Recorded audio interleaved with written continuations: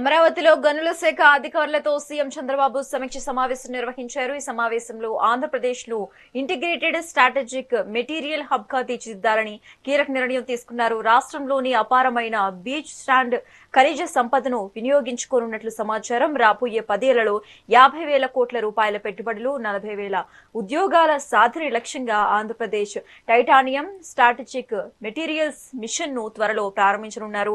శ్రీకాకుళం, అనకాపల్లి, మచిలీపట్నంలలో 3 భారీ ప్రాసెసింగ్ పార్కుల ఏర్పాటుకు అధికారులు ప్రతిపాదనలు సిద్ధం చేశారు.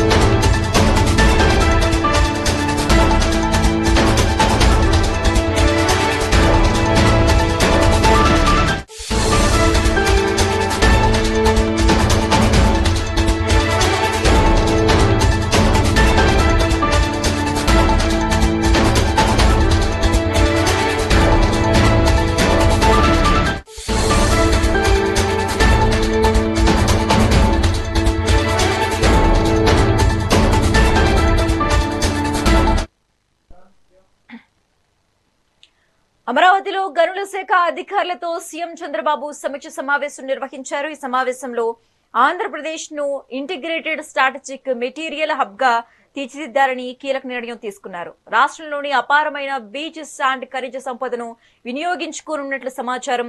రాబోయే 10 ఏళ్లలో 50,000 కోట్ల రూపాయల పెట్టుబడులు, 40,000 ఉద్యోగాల సాధన లక్ష్యంగా Andhra Pradesh titanium strategic materials mission ను త్వరలో ప్రారంభించనున్నారు.